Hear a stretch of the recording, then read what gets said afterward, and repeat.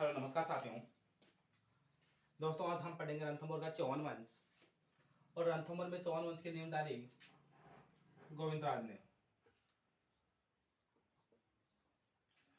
दोस्तों गोविंदराज पृथ्वीराज चौहान का पुत्र था। पृथ्वीराज चौहान का क्या था? पुत्र था।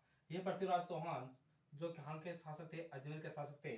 दोस्तों पृथ्वीराज चौहान को जब कुतुबुद्दीन ऐबक के द्वारा यह हारा गया था, उस समय पृथ्वीराज चौहान की मृत्यु के बाद में इसकी अधीनता स्वीकार कर ली थी। किसकी? कुतुबुद्दीन ऐबक की। कुतुबुद्दीन ऐबक की अधीनता स्वीकार कर ली थी गोविंदराज ने। इससे नाराज होकर जो पृथ्वीराज चौहान था, इसका भाई था हरिराज या हरिदास। इसने सोचा कि यार पृथ्वीराज ने तो कुतुबुद्दीन ऐबक से लड़ते लड़ते मारा गया और तूने इसकी अधीनता स्वीकार कर ली, इसलिए हरिदास ने गोविंदराज को यहाँ से खदेड़ दिया। और गोविंदराज ने यहाँ से निकलकर 1194 ईस्वी में रणथंभौर जाकर रणथंभौर में चौहान वंश की नींव डाल दी। अब देखो यहाँ पर कितने प्रकार के शासक आए, लेकिन यहाँ का जो प्रतापी शासक था वो बना हमीरदेव चौहान। हमीरदेव चौहान ने रणथंभौर पर शासन किया और यहाँ पर एक जैन दुर्ग और गिरि दुर्ग जो पहाड़ियों पर स्थित है। यहाँ पर रणथंभौर पर एक दुर्ग है, रणथंभौर का दुर्ग, जो 7 पहाड़ियों के मध्य स्थित है। दोस्तों इसी दुर्ग में त्रिनेत्र गणेश जी का मंदिर है, त्रिनेत्र गणेश मंदिर है। और इसी दुर्ग के अंदर यहाँ पर एक छतरी है, जिसे 32 खंभों की छतरी कहते हैं। 32 खंभों की छतरी, या इसी को बोलते हैं न्याय की छतरी। न्याय की छतरी। दोस्तों ये 32 खंभों की छतरी हमीरदेव चौहान ने अपने पिता जेतर सिंह की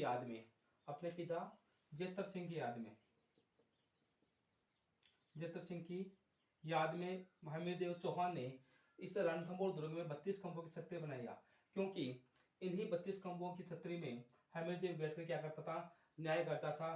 क्योंकि इनके पिता ने जो शासन किया था, 32 साल शासन किया था। इन्हीं 32 साल यानी अपने पिता की याद में इन्होंने 32 खंभों की छतरी का निर्माण करवाया, जिसमें हमीरदेव बैठकर क्या करता था दोस्तों? न्याय करता था। इसीलिए इसको बोलते हैं न्याय की छतरी। दोस्तों हमीरदेव चौहान के शासनकाल में, या हमीरदेव ने अपने जीवन काल में कुल 17 युद्ध लड़े, जिनमें से 16 युद्धों में विजय प्राप्त करते हैं। तो रणथंभौर का सबसे प्रतापी शासक हमीरदेव चौहान, इन्होंने कुल 17 युद्ध लड़े, जिनमें से 16 में क्या हुए? विजय हुए। दोस्तों हमीरदेव चौहान के ही शासनकाल के, या इन्हीं के समकालीन एक दिल्ली का शासनकाल था। दिल्ली का जो सुल्तान था वो था जलालुद्दीन खिलजी।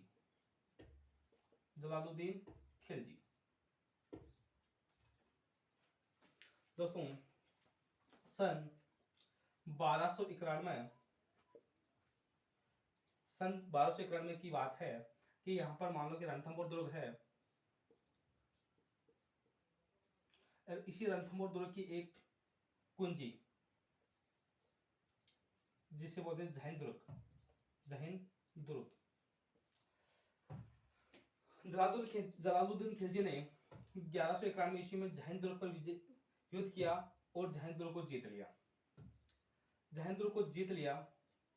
और जैन दुर्ग को जीतने के बाद में हमीरदेव चौहान उस समय क्या था? एक यज्ञ में विजयी था। जो यज्ञ था कोटिजन यज्ञ कर रहा था। कौन? हमीरदेव चौहान इस समय कोटिजन यज्ञ में विजयी था। उसी समय 1191 ईस्वी में जो जलालुद्दीन खिलजी है, उसने जैन दुर्ग पर क्या कर दिया? आक्रमण कर दिया और इसने जैन दुर्ग को जीत लिया। दोस्तों इसी विजय पर इसकी लालसा बढ़ी और इसने 1291 ईस्वी पर इस रणथंभौर दुर्ग के चारों ओर क्या डाल दिया, घेरा डाल दिया।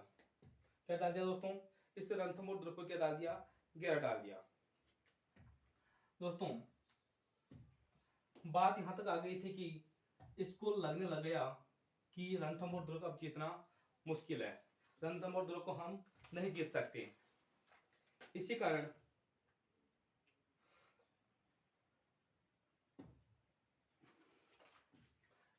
इसने सोचा कि यहां से घेरा हटा लेते हैं और ये भागने की कगार पर था।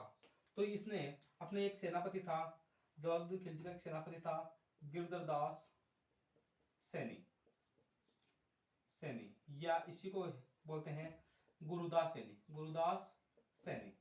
तो जलालुद्दीन खिलजी का सेनापति था गुरुदास। इस गुरुदास ने पूछा कि साहब क्या हो रहा है, आप यहां से घेरा क्यों उठा रहे हो। तो जलालुद्दीन खिलजी ने इसी समय एक वर्ड बोला, यानी पंक्ति बोली कि मैं रणथंभौर जैसे 10 दुर्गों को मुसलमान के बाल के समान महत्व नहीं देता। ये चीज क्या है, वही बात है कि जब लोमड़ी के अंगूर हाथ नहीं आए थे तो लोमड़ी ने बोला कि अंगूर खट्टे हैं। तो यही बात किसने कर दी, जलालुद्दीन खिलजी ने कर दी।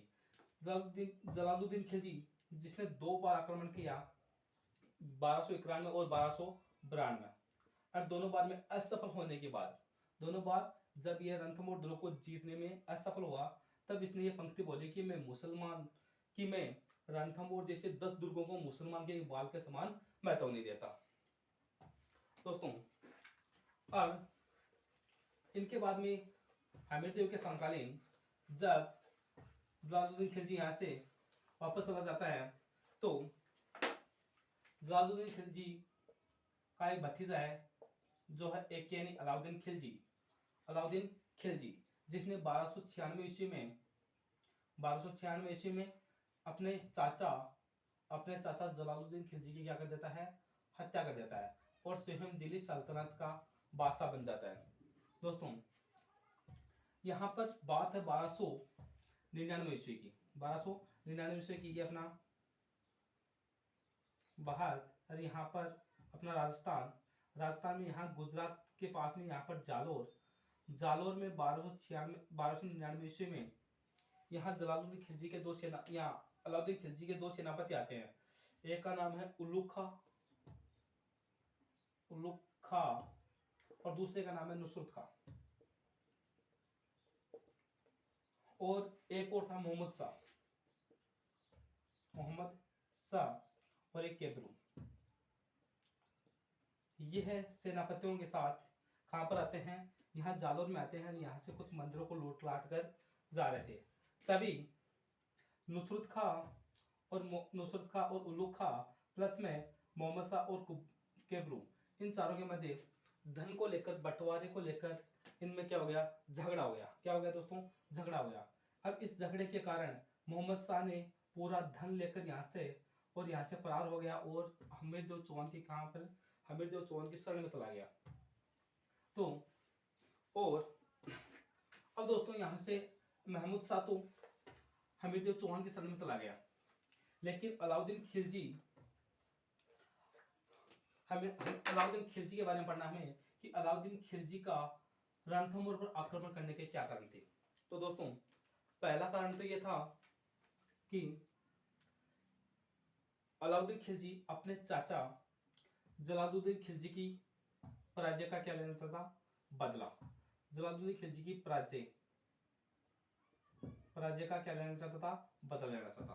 दूसरा, ये एक साम्राज्यवादी शासक था, तो साम्राज्यवादी शासक होने के लिए इनकी सीमा का विस्तार करना चाहता था। तीसरा, ये अपने विरोधी मोहम्मद शाह को वापस लेना चाहता था। दोस्तों इसके कारण अलाउद्दीन खिलजी ने हमीरदेव चौहान पर क्या किया, आक्रमण किया। लेकिन दोस्तों बताते हैं कि हमीरदेव चौहान एक हट्टी शासक है। इसके बारे में एक पंक्ति है जो इस प्रकार है कि सिंह सवन सतपुरुष वतन कदरत फिरत एक बार, तिरिया तेल हमीर हट चढ़े न दूजी बार। यानी सिंह के समान सतपुरुष वचन, यानी कि सतपुरुष पुरुष एक बार अपनी बात कहते हैं उससे पलटते नहीं है। कदलत के बाद, यानी जिस प्रकार केले का पेड़ है वो एक बार ही फल देता है, उसके बाद में उसको काटना पड़ता है। आगे है तिरिया तेल, यानी कि स्त्री के राजपूत स्त्रियों के एक बार ही तेल चढ़ता है, उसके बाद में कोई तेल नहीं चढ़ता, यानी उनके पुनर्विवाह का कोई सिस्टम नहीं है। तिरिया तेल हमीरहट, जिस प्रकार तिरिया यानी महिला के एक बार तेल चढ़ता है, उसी प्रकार हमीरदेव चौहान भी एक हट्टी शासक है। तिरिया तेल हमीरहट चढ़े ने दूजी बार, तो इस प्रकार हमीर ने एक बार बोल दिया तो बोल दिया, ये अपनी बात से मुकरता नहीं है। तो हमीरदेव चौहान ने बोल दिया कि भाई मोहम्मद शाह को मैं आज दूं ना कल दूं। तो और दूसरा कारण ये था कि जो अलाउद्दीन खिलजी है, इनकी एक पत्नी थी जिसका नाम है चिमना बेगम। चिमना बेगम, ये मोहम्मद शाह इस चिमना बेगम से क्या प्रेम करता था? कौन? मोहम्मद शाह। दोस्तों, इसी मोहम्मद शाह और इस चिमना बेगम के कारण अलाउद्दीन खिलजी ने 1301 ईस्वी में रणथंभौर दुर्ग पर क्या कर दिया? आक्रमण कर दिया। कब? 1301 ईस्वी में। दोस्तों, बताया जाता है कि रणमल जो हमीरदेव चौहान है, इसके दो सेनापति हैं, एक का नाम है रणमल और दूसरे का नाम रत्तीपाल। इन दोनों ने गढ़ के लालच में आकर, क्योंकि अलाउद्दीन खिलजी ने इनको बोला कि हम तुम्हें गढ़ का शासक यानी राजा बना देंगे और हमें तो केवल मोहम्मद शाह को गिरफ्तार करना है, इसको पकड़ लेंगे और बाकी यहाँ का शासक आपको बना देंगे, आप हमारी सहायता करो।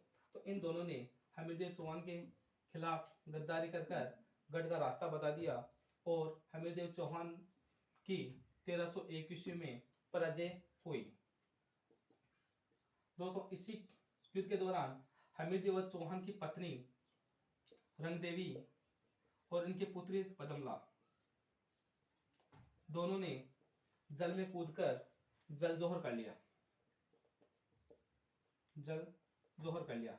इस प्रकार से 1301 ईस्वी में राजस्थान का प्रथम शाखा हुआ।